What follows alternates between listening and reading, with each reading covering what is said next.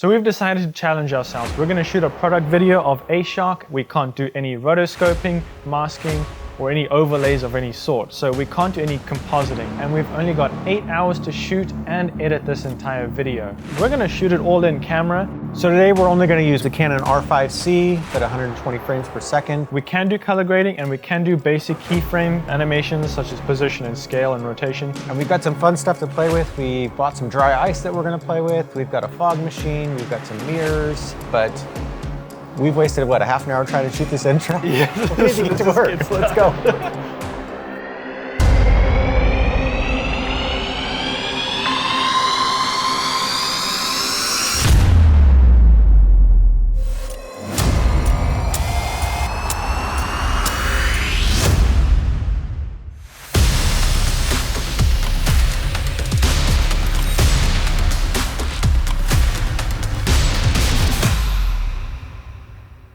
So it's been, what, 35 minutes? We haven't clicked record once yet. So let's hope that we actually get this all done in time. Okay, so how's that for light? We're getting that nice diffused light all the way down the middle too. So here's one of the benefits of using fake ice cubes is you don't have to worry about everything melting. We do have some real ice cubes, but they're melting pretty quick, especially with taking 45 minutes before we've even put the ice in for the first shot. So on this shot, our plan was to kind of do a product reveal at the beginning. So we decided to get an ice chest, and inside the ice chest, we actually stuck a fish tank upside down, and then we put some MC lights underneath so we can actually shine some light underneath. And then we have a combination on top. We've got fake ice cubes just to fill in the space, and then real ice cubes in there just to make it have a little bit more dimension. And then a cool thing that I would definitely recommend getting is a spray bottle.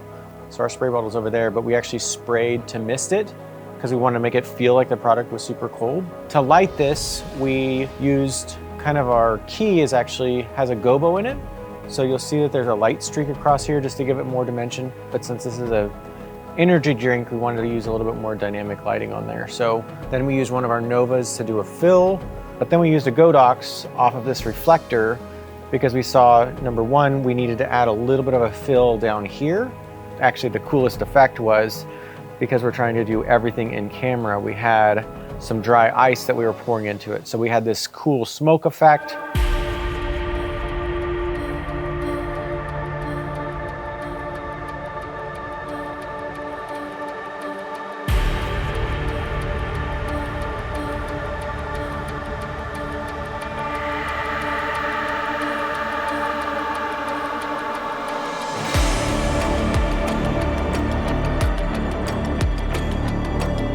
So the way we've set up this, actually the last scene, because we thought we should be in the beginning of our shoot when we do this last one, because it's one of the most complicated, and we've actually dumbed it down a lot since that. The way we've lit it is we've got an Amaran 100D. It's gone on a big softbox, which we've just brought right close to the subject, given a little bit of a hairlight, but also illuminate the front of the can. It's bouncing off of this white backdrop here that we've brought up on the back of the camera to avoid any of the reflections from the camera or maybe just the rest of the studio. We've got two aperture MC lights which are giving that light or reflection down the side of both sides of the can, which adds a really nice flattering effect to it, but also highlights some of the droplets on the can too, which is really nice. And we've got two Nova lights putting the accent light that's on the can. So we're going to use a bit of an accent light or accent color on the background.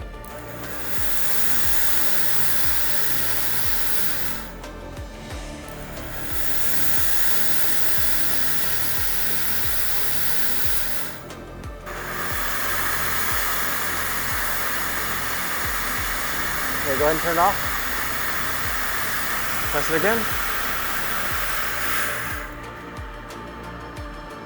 How does it look right now? Still misty? The fog's not working. We gotta do something else. It's just taking too long to air out. Okay, let's just try the dry ice and we'll just move on after that. That's good, okay. The dry ice ended up working really well. It was quite impressive. So we got these shots and we moved on.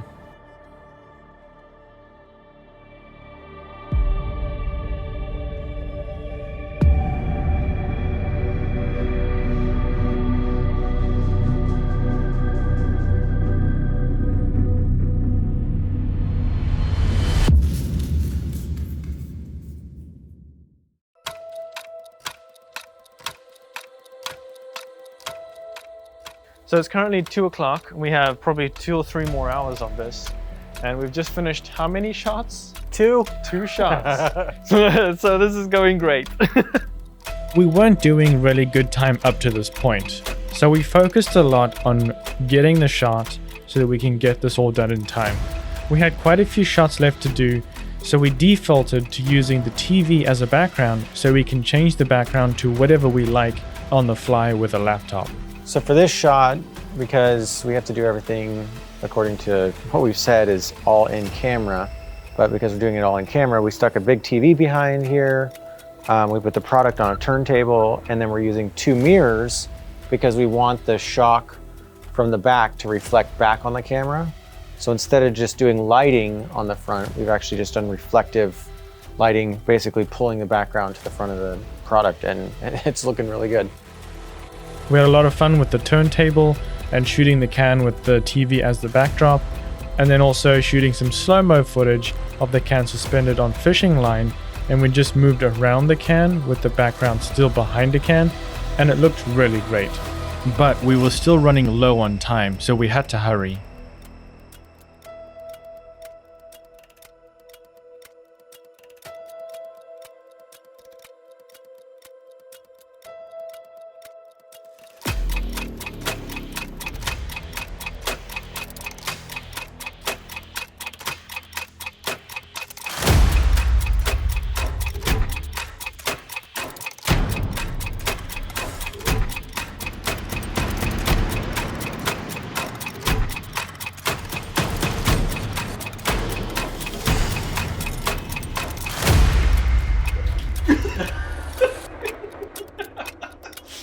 I was so focused on the shot, I poured it into my face. Even though the clock was down to the wire, we still have to explain everything so that you know what's going on. And keep in mind, we still have to edit this entire thing. We are not setting ourselves up for success in editing. So we did a couple shots here that were pretty similar. One was just of us opening the can. That was a pretty close-up shot. We did a medium shot of that just to have a backup. But then we also have this cyc wall, which we can change to whatever color we wanted to. We have the Nova light with the color of the main color of the bottle here, just to kind of highlight the front. We have a little bit of a hair light. This was a little bit further back, and also just filled the other side of the bottle a little bit too. We have this flag here just to help avoid any of the spill from the main Nova light, the key light going onto the background. And Troy's having a disco party there with all the colors. And it's gonna look super slow-mo, which is really nice. We can choose to speed ramp that, which is also a great option. But shooting 120 FPS at C-Log 3, that's pretty cool. And then with just under 2 hours on the clock, it was time to edit this entire ad in record speed. Time is of the essence. So first I laid out my clips in order on how I want them to appear, and then I get creative from there.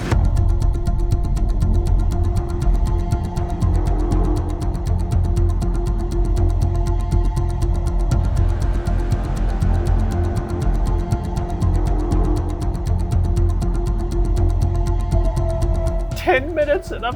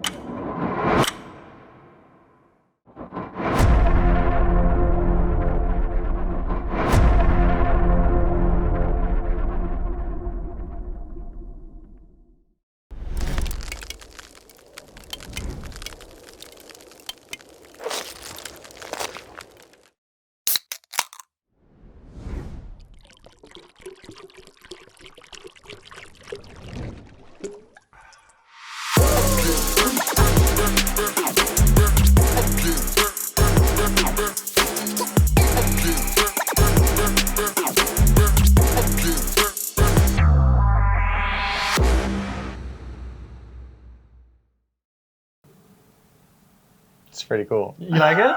Yeah. I'm impressed that that's all in camera, because like so many people do all the effects afterwards. We did that all in 8 hours, but we wanted to go a little bit further and see what we can do with a little bit more time on the editing process.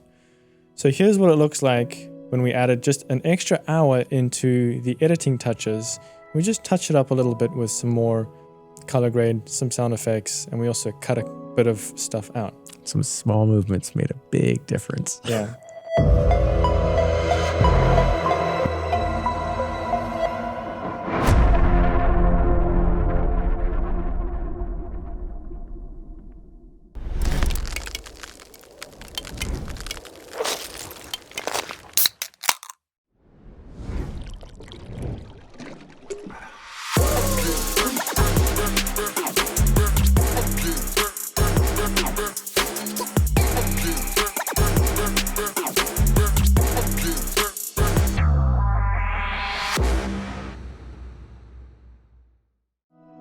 I love it.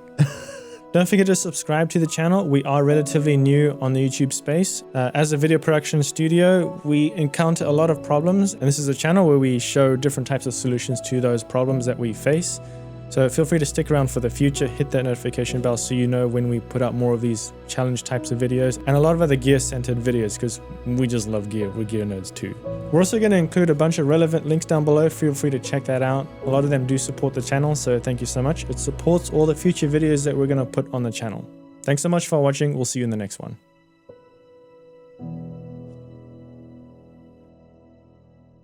We've already wasted, what, a half an hour trying to do this intro? Let's just get started. Oh. That's actually hilarious.